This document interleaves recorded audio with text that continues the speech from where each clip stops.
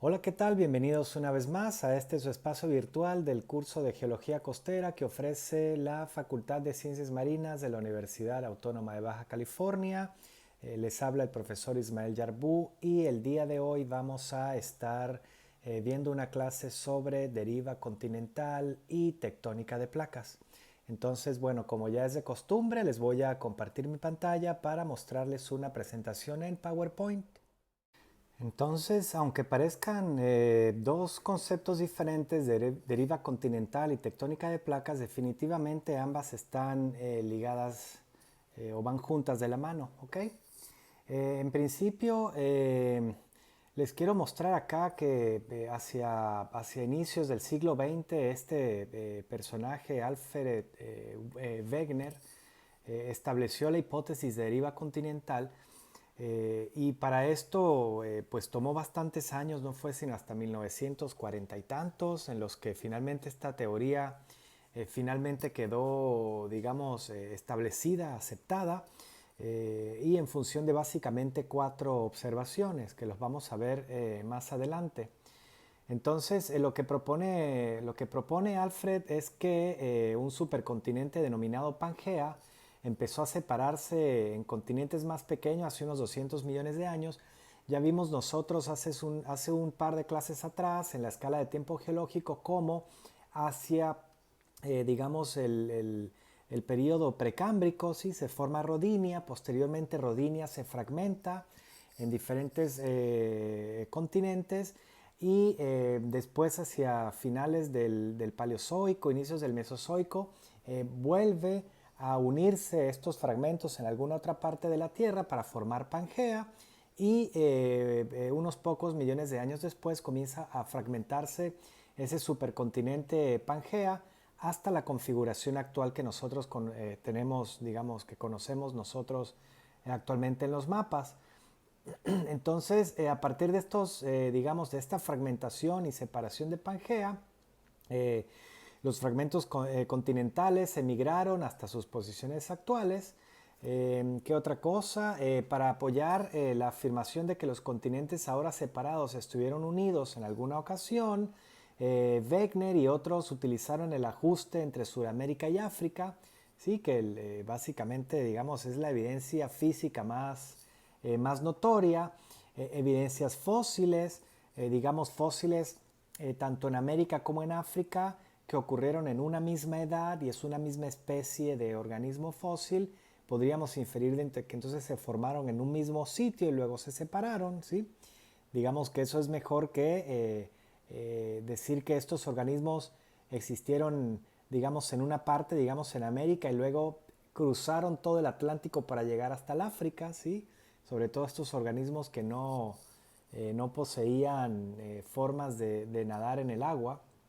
Eh, También los tipos y estructuras rocosas, los climas que ocurren en diferentes hemisferios, digamos que a partir de reconstrucciones paleoclimáticas también logran aportar para la teoría de deriva continental. Y por último, una de las también bastante importantes son las teorías paleomagnéticas, los cambios de la polaridad magnética que se forman, digamos, cuando las rocas ricas en elementos ferromagnesianos cristalizan, ¿sí? Para formar, por ejemplo, rocas basálticas.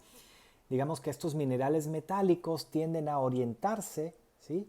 Paralelo a la polaridad magnética. Entonces, los científicos se han dado cuenta de que hay rocas que tienen polaridad magnética positiva y polaridad magnética negativa, digamos, invertida. Entonces, eso también ha traído como consecuencia aportar a las teorías de deriva continental.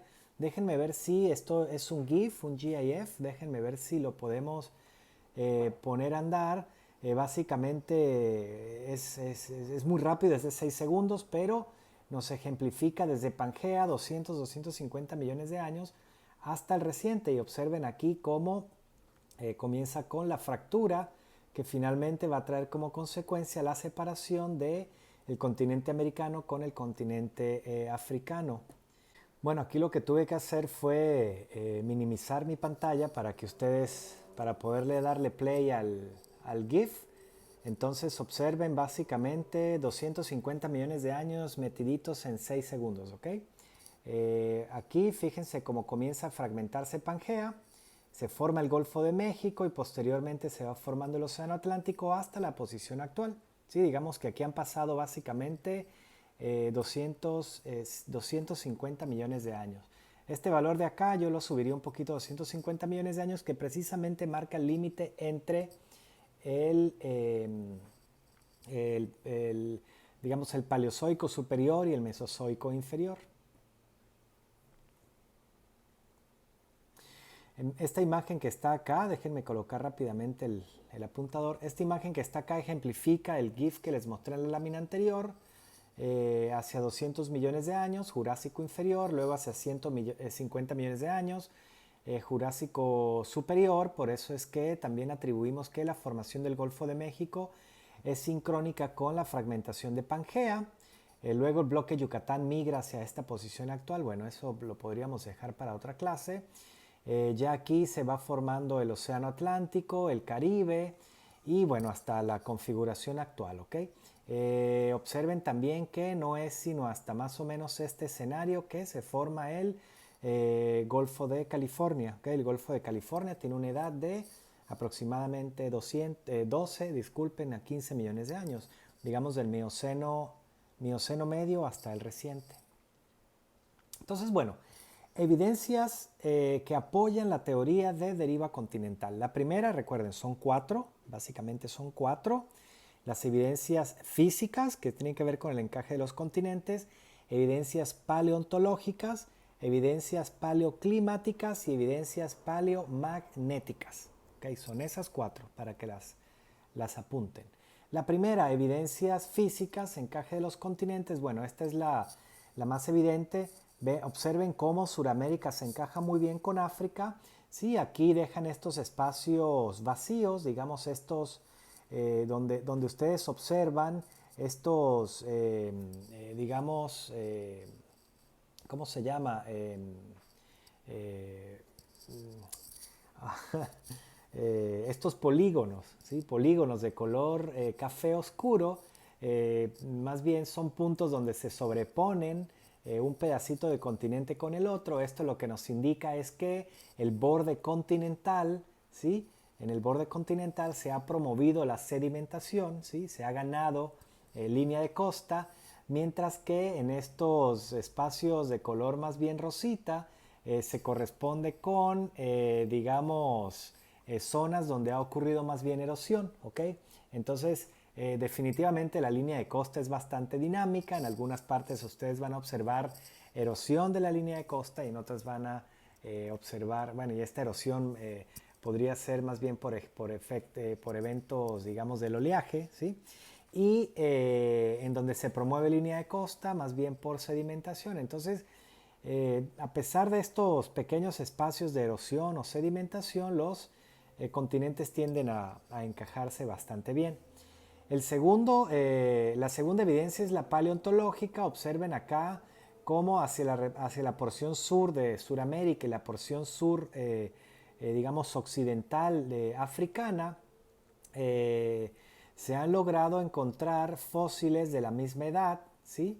Y de la misma especie, lo que sugiere que ambos organismos fósiles encontrados en estos dos extremos ocurrieron en un mismo momento y en una misma porción de tierra, y que posteriormente esas porciones de tierra fueron separadas.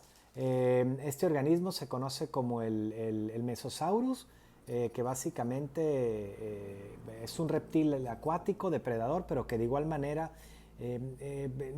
no logró, digamos, atravesar océanos, ¿ok? Estos fósiles inclusive se encuentran albergados en un paquete sedimentario muy particular, ¿sí? Entonces son las mismas rocas sedimentarias a ambos lados, las mismas edades y el mismo organismo fósil, lo que nos indica que esto se formó en un mismo evento, ¿ok? Y bueno, aquí como dice, ¿no? Se encuentran solo en estas lutitas negras del Pérmico hace unos 260 millones de años. Esta es la segunda evidencia. Tomen en consideración que a pesar de que en la historia de la ciencia. Estas dos evidencias se proponían en congresos internacionales, se publicaban artículos al respecto. Digamos que la teoría de deriva continental aún no quedaba aceptada, digamos, por la comunidad científica. Posteriormente, también estudios paleoclimáticos, ¿sí? Digamos que a finales del Paleozoico, hace unos 300 millones de años, los casquetes de hielo que cubrían las áreas extensas del hemisferio sur y la India, ¿sí? Fíjense aquí cómo habían estos rastros, ¿sí? De eventos paleoclimáticos en esta porción de América del Sur Oriental, en esta porción de África del Sur, por acá en estas regiones de Europa y hacia la región de Australia. Todos estos eventos climáticos ocurrieron, los fecharon con una misma edad, lo que sugiere que en algún momento todas estas porciones de tierra estaban unidas, ¿sí? Para, digamos, en aquel supercontinente de Pangea. Entonces, a pesar de que ya teníamos estas tres evidencias, todavía no había sido aceptada la teoría de deriva continental, digamos, esta porción continental que derivaba a través, digamos, de una astenosfera, digamos, más dúctil, como lo vimos en la clase pasada en la eh, estructura interna de la Tierra. ¿Okay? ¿Cómo podemos nosotros diferenciar zonas, ambientes paleoclimáticos? Cuando los hielos ocurre desglaciación, el volumen de hielo tiende a retroceder y cuando retrocede, digamos que va generando como va arrastrando, ¿sí? Los materiales que están digamos, en la superficie de la corteza y ese arrastre hace que las rocas, digamos, se generen, como decir, unas venas, ¿sí? Como no sé si han visto la película de Freddy Krueger, ¿no? Que deja unas estrías.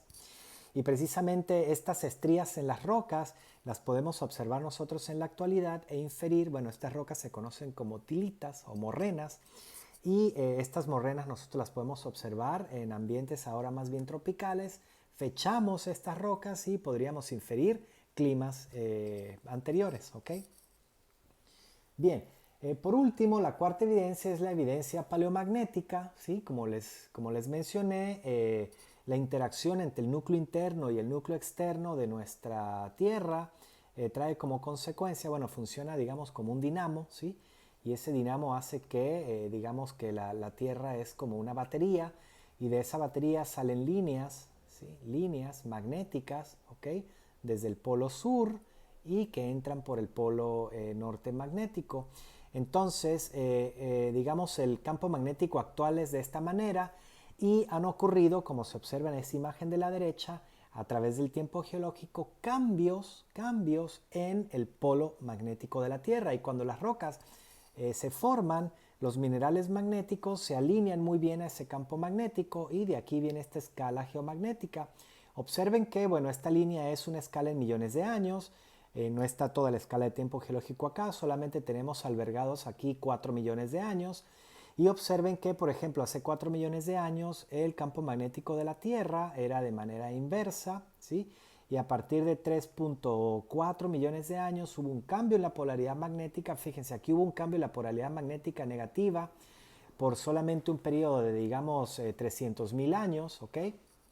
Y de esa manera han ocurrido una serie de cambios en la polaridad magnética de la Tierra. El último cambio de polaridad magnética ocurrió hace aproximadamente 800.000 años hasta el reciente como nosotros lo observamos ahora. De esta imagen podemos observar que los cambios de la polaridad magnética básicamente, digamos, no ocurren de manera periódica. No podemos predecir que cada millón de años o cada 500.000 años vaya a ocurrir un cambio en la polaridad magnética. Esperamos que en 2012, que estábamos buscando que la Tierra se acabara, una de las teorías era que iba a ocurrir este cambio repentino del campo magnético de la Tierra y con ello, bueno, iba a ocurrir toda una catástrofe, ¿no? Todos los satélites que están orbitando, satélites artificiales, se iban a colapsar, en fin, bueno, eso no ocurrió. Sin embargo, esto lo que nos ha permitido inferir es que, y observen en esta, bueno, antes de llegar a esa lámina que les quiero mostrar, imagínense ustedes en un evento volcánico, ¿sí? Ocurre un primer evento volcánico para formar este cono, ¿sí? Digamos que este cono ocurrió hace 2 millones de años cuando tenía una polaridad invertida, el campo magnético de la Tierra, y las rocas que se forman aquí van a conservar esa polaridad, ¿sí?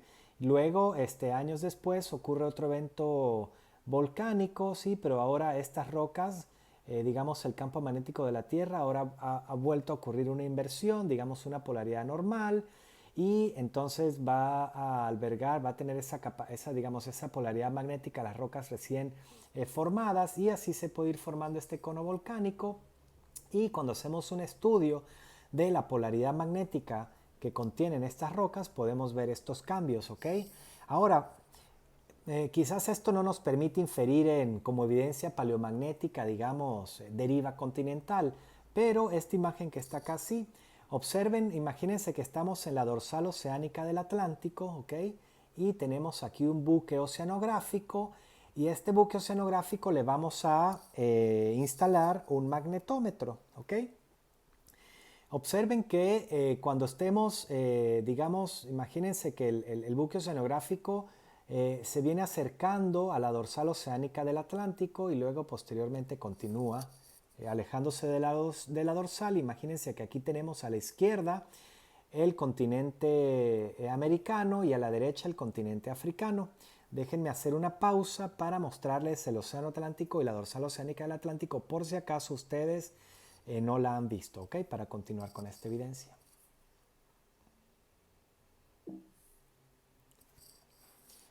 Entonces, déjenme buscar aquí el Google Earth muy rápidamente.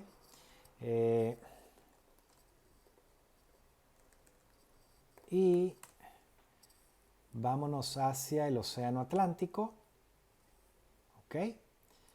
Observen que me voy a acercar ahora bastante, ¿sí? Aquí tenemos el continente suramericano, el continente africano, inclusive podemos medir la distancia en la que se ha separado en kilómetros, ¿sí? Desde, digamos, esta punta del continente hasta acá, esto, digamos, en 250 millones de años, ¿ok? Básicamente esta distancia es de 5.000 kilómetros. Entonces, digamos, 5.000 kilómetros en 200 millones de años, eso nos debería dar una razón más aproximadamente de 5 centímetros al año. Digamos que los continentes derivan a una velocidad promedio de 5 centímetros al año. Bastante chiquito, ¿no?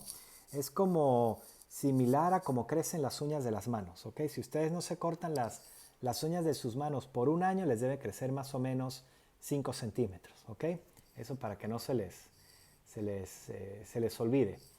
Entonces, fíjense, deben observarlos ustedes. Aquí hay una fractura, ¿sí? Esta fractura que está acá llega aquí y luego ahora alcanza esta posición, ¿ok? Digamos que ahí se movió de esta manera, ¿sí? Y va a continuar por acá. Todo esto es lo que se conoce como la dorsal oceánica del Atlántico. Voy a hacer un zoom mucho más detallado todavía, ¿sí? Para que lo observen, ¿sí? Fíjense cómo va describiendo, digamos, de aquí a la izquierda se está formando nuevo piso oceánico y de aquí a la derecha se está formando nuevo piso oceánico, y todo esto forma parte de la dorsal oceánica. Bueno, fíjense que aquí tuvo un cambio a la izquierda, se movió, ese es otro límite transformante, luego definimos los límites de placa, y por aquí continúa la dorsal oceánica del Atlántico, ¿lo ven? Entonces, haciendo esa analogía, vámonos de nuevo aquí a la presentación. Vámonos de nuevo acá a la presentación. Okay. Perfecto. Es que tengo que mover mis cámaras hacia los lados. Entonces, ¿qué tenemos? Imagínense ustedes que las rocas que se están formando en este momento en la dorsal oceánica es producto del ascenso dinámico del manto, ¿ok? El manto se comporta de manera convexa, es decir, tenemos un movimiento en este sentido y de este otro lado un movimiento en este sentido. El magma asciende para formar rocas, digamos, de 0 millones de años. Esas rocas que provienen de un magma primario, sí, van a formar rocas, digamos, de composición basáltica, ricas en elementos ferromagnesianos, y van a estar formando estas rocas y va a ser, digamos, que son las que se corresponden con esta banda de color blanco. Estas rocas, por supuesto, cuando se enfrían, sus minerales metálicos se van a orientar paralelo al campo magnético actual de la Tierra, ¿ok? ¿sí? Ahora imagínense que estas bandas magnéticas, digamos esta de acá de la izquierda de color rosa, se formó al mismo tiempo que esta, que está a la derecha, también de color rosa, cuando las de color blanco, digamos esta banda de rocas o esta banda magnética no se había. Muy bien, como les comentaba, entonces este cuerpo, digamos que antes de que se formara este cuerpo de roca, ¿sí? Las bandas rosas estaban unidas, digamos, precisamente en este escenario, formándose estas rocas, y cuando se estaban formando estas rocas por este ascenso dinámico del manto, digamos este manto convectivo, ¿no? Que hace más o menos algo como de este sentido, y luego la derecha en este sentido. Cuando se formaron estas rocas, estábamos, digamos, en un planeta cuya polaridad magnética estaba invertida, ¿ok? Y lo mismo va a ocurrir con esta otra banda que tenemos a la izquierda blanca, fíjense, es bastante delgadita con respecto a esta banda que está acá a la derecha, bastante delgadita de color blanco. Cuando no existían toda esta porción de roca acá adentro, ¿sí? Toda esta porción de roca acá adentro, esta banda blanca de la izquierda con esta banda blanca de la derecha se estaban recién formando acá en el centro de la dorsal oceánica. ¿Sí? Me explico. Entonces, cuando el buque oceanográfico atraviesa a lo largo de esta, digamos, a través de esta dorsal oceánica del Atlántico, se dan cuenta de estos cambios de polaridad magnética hacia el eje de la dorsal, y que luego tiende a funcionar como una especie de imagen hacia la derecha de la dorsal oceánica. Los resultados mostraron esta curva, ¿sí? de anomalías magnéticas, donde aquí tenemos, digamos, el cero, es esta línea negra horizontal, y digamos cuando la anomalía es positiva, estamos en una situación, digamos, de rocas donde, digamos, estas rocas que se formaron con polaridad positiva, y de rocas que se forman con polaridad negativa, luego cuando pasa por debajo de la línea cero, y de esta manera se empiezan a observar una serie de, digamos, bandas de anomalías magnéticas positivas, positivas y negativas. Y precisamente este cuarto, digamos, esta cuarta evidencia paleomagnética es la que finalmente pone a la, digamos, la teoría de deriva continental ya como una teoría bastante aceptada, ¿ok? Digamos que esta evidencias paleomagnéticas fue hacia los años 60 ya con este Harry Hess, ¿sí? Que estudió el magnetismo del fondo oceánico, ¿ok? Entonces, bueno, son esas cuatro evidencias. Les repito nuevamente: evidencias físicas, encaje de los continentes; evidencias paleontológicas, paleomagnéticas, paleoclimáticas; y cuarto, paleomagnéticas, ¿ok? Bien. Esta imagen que está acá ahora en función de, digamos, esta teoría, ¿no? De expansión del fondo oceánico, ¿ok? Nos permite inferir a nosotros cómo se forman los mares y los océanos. Imagínense que aquí estamos en una etapa, digamos, donde ya la corteza oceánica, fíjense que la corteza oceánica solía ser, digamos, este volumen a la izquierda y este volumen a la derecha solía ser un mismo volumen de material. Ese material empieza a, digamos, por este ascenso dinámico del manto, empieza a estirarse, ¿ok? Empieza a estirarse, y cuando se empieza a estirar, de formación plástica, se empieza a estirar, y hacia el centro empieza a fracturarse, y esas fracturas empiezan a formar ahora, digamos, fallamiento normal, los bloques del centro van cayendo, y cuando el magma logra alcanzar la superficie se comienzan a formar los primeros vestigios de expansión digamos, de formación de nuevo piso oceánico. Las aguas de los océanos empiezan a invadir para formar los primeros mares. Imagínense que este es el Golfo de California, sobre todo la porción sur del Golfo de California, la cuenca Alarcón, donde ya logramos observar, digamos, estos cambios en la anomalía magnética, sobre todo hacia la boca del Golfo, ¿sí? Y bueno, luego cómo va progresando, esto va migrando, digamos, de la formación de mares hasta finalmente tener acá ya un océano bastante desarrollado, con ahora dos porciones de corteza continental a ambos lados. Digamos que esto es eh, América del Sur, y acá tenemos África, que en algún momento formaban parte de una misma porción de corteza, digamos, en este caso, Pangea, ¿ok? Bien, entonces fíjense, aquí tenemos lo que les explicaba yo del ascenso dinámico del manto, Observen cómo, digamos acá, las rocas del manto tienden a fundirse parcialmente. Estas cuando se funden, digamos por la interacción entre el núcleo externo y el manto, cuando se funden tienden a buscar zonas de menor presión, ¿sí? Digamos zonas de mayor temperatura o menor temperatura, y cuando alcanzan esta menor temperatura ahora tienden a generar, digamos, una celda, ¿ok?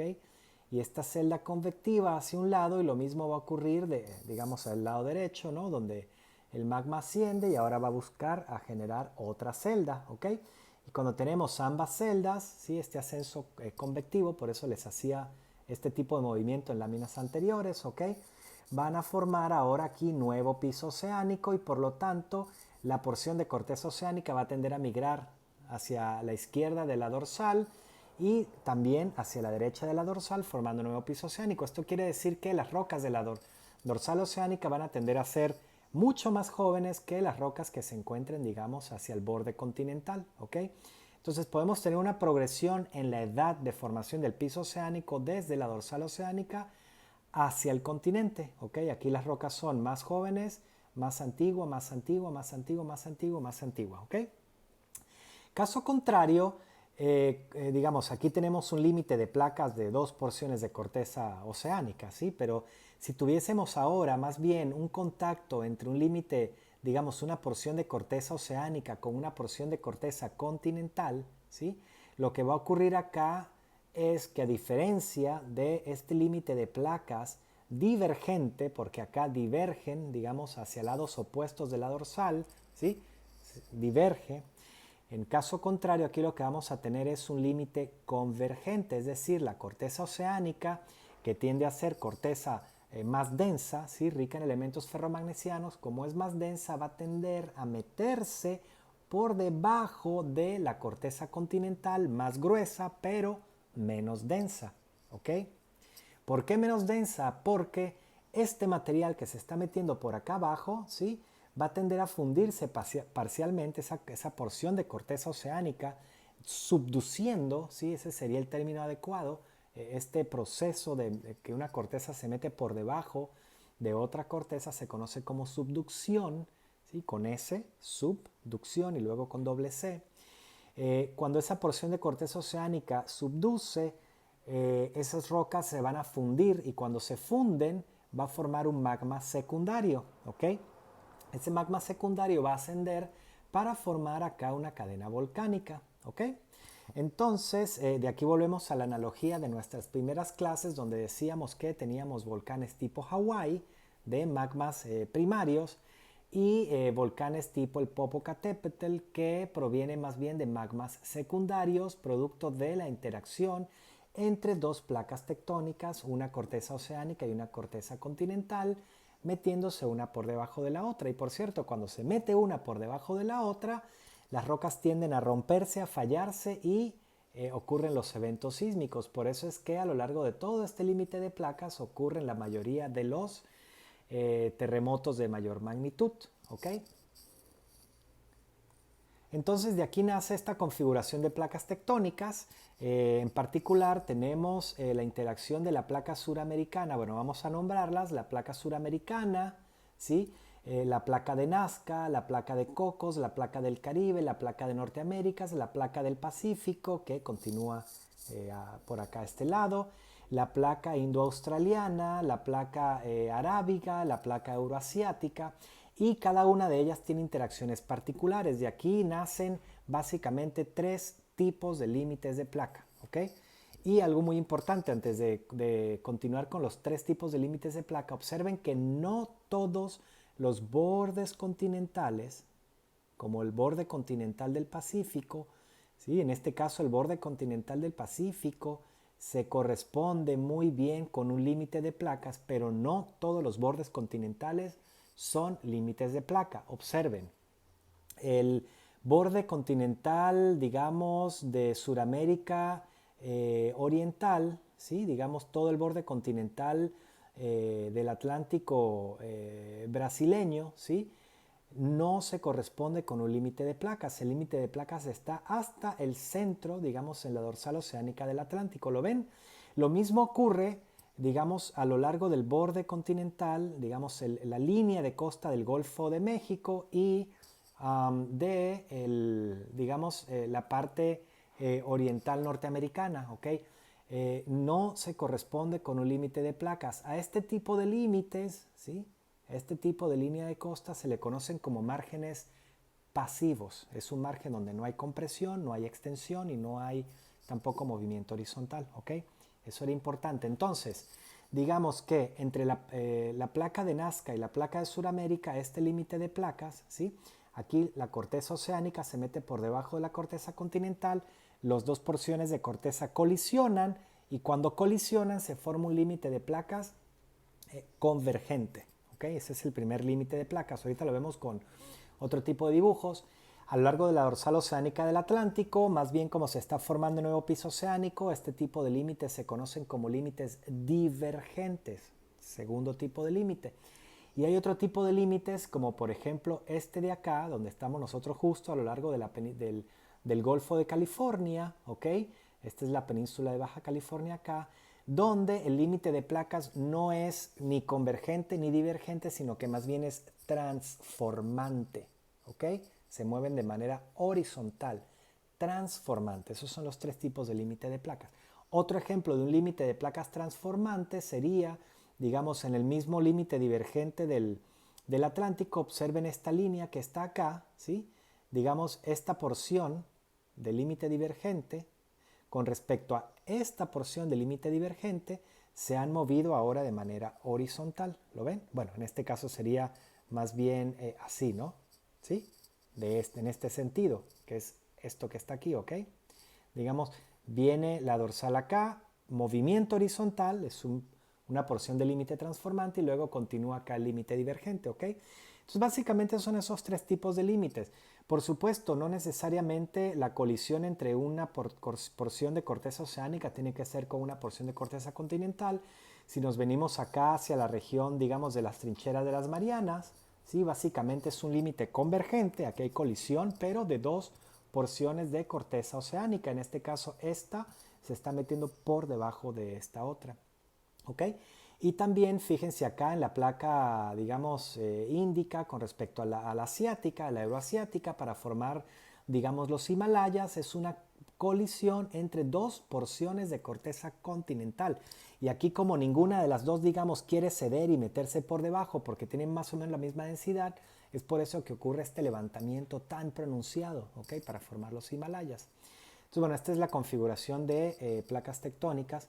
Observen acá los tres tipos de límites de placa, los límites convergentes, donde una porción de corteza oceánica se mete por debajo de la corteza continental, asociada a levantamiento orogénico y a formación de cadenas volcánicas, límites de placa divergentes asociada a formación de nuevo piso oceánico, digamos, estos son límites de placa constructivos porque se forma nuevo piso oceánico, mientras que estos son límites de placa más bien destructivos porque digamos, se pierde corteza oceánica, los límites de placa convergente asociados directamente a la mayor actividad, no solamente volcánica, sino sísmica, ¿sí?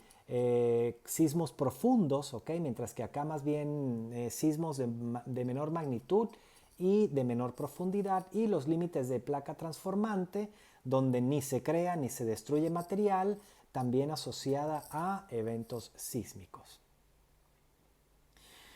Ejemplos de límites de placa convergentes, bueno, observen acá entre Nazca y el continente suramericano, ¿sí? Que sería este escenario que está aquí.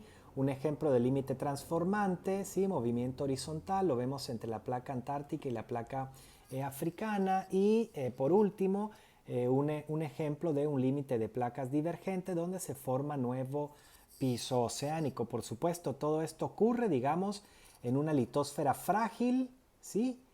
Y justo debajo un manto astenosférico más dúctil, ¿ok? Como les mencioné, pueden existir básicamente, digamos, diferentes interacciones entre océano-continente, océano-océano o continente-continente de estos límites de subducción. Observen aquí muy bien cómo a partir de que la corteza subduce puede ocurrir esta fusión parcial de estas rocas, porque a mayor profundidad, mayor temperatura, para formar nuevos magmas, y estos magmas ascienden y finalmente formar cadenas volcánicas, ¿ok? Cuando el magma asciende a la superficie se enfría muy rápidamente para formar rocas volcánicas, y cuando el magma asciende lentamente para enfriarse en el interior de la corteza, observen estos polígonos de color grisecito. Aquí las rocas se pueden enfriar muy lentamente para formar rocas ígneas intrusivas. Eso lo vemos cuando vayamos a ver el tema de tipos de rocas, ¿ok? Y por supuesto estos ambientes compresivos, este esfuerzo compresional también puede traer como consecuencia que las rocas presenten metamorfismo. Lo vemos también más adelante en alguna otra clase. Quizás voy a saltar esta por falta de tiempo, pero siguen siendo ejemplos de cómo se forma, por ejemplo, el Himalayas, en fin, producto de esta subducción, ¿ok?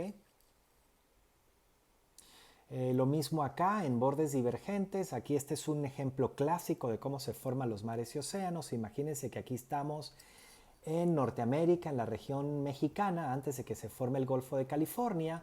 El magma asciende. Cuando el magma asciende, esta porción de corteza se adelgaza, y cuando se adelgaza, entonces es porque es como agarrar una liga y tratar de estirarla, ¿ok? Finalmente las rocas aquí empiezan a fracturarse. Cuando se fracturan, el magma ahora logra alcanzar la superficie. Las rocas de la corteza se fallan. Observen cómo la corteza ahora está bastante delgadita. El agua de los océanos invade ahora esta depresión para formar el mar de Cortés, en este caso el Golfo de California, por ejemplo, o en el caso de Pangea para formar ahora acá digamos, el océano Atlántico, ¿ok? Entonces lo que antes era Pangea ahora va a ser Norteamérica y África, ¿ok? Ese sería un esquema muy sencillo de cómo se forman los mares y los océanos. Y lo mismo con respecto a las fallas transformantes. Digamos que aquí tenemos una dorsal oceánica, luego el movimiento horizontal que nos define esa falla transforme, y luego continúa acá la producción de nuevo piso oceánico. Un ejemplo particular, hay eventos donde, digamos, las placas tectónicas pueden tener los tres tipos de límites de placa. Uno de ellos es Juan de Fuca, al norte de la falla de San Andrés. Por aquí tenemos el Golfo de California, y observen que en esta placa, digamos microplaca, es bastante pequeña, de Juan de Fuca, tenemos un margen transformante acá, otro margen transformante aquí. Fíjense el movimiento horizontal. Estas líneas rojas representan formación de nuevo piso oceánico, por lo tanto aquí tenemos un margen divergente, ¿ok? Y a su vez, en este lado de aquí tenemos un límite convergente. Esta porción de corteza oceánica se está metiendo por debajo del continente americano. Y bueno, con esto damos por concluida la clase sobre deriva continental y tectónica de placas. Como siempre los invito a que nos conectemos en vivo para que hagamos una discusión grupal. Es un tema bastante extenso que lo traté de compilar en 35 minutos. En fin, y posteriormente para que hagamos el examen rápido. La próxima clase vamos a estar hablando sobre deformación de la corteza, cómo las rocas se rompen, fallan, cuáles son los tipos de falla, cómo podemos medir las fallas, cómo ocurre una falla normal, una falla inversa, una falla transcurrente. En fin, lo vemos la próxima clase, y por supuesto yo con esto me despido. Adiós.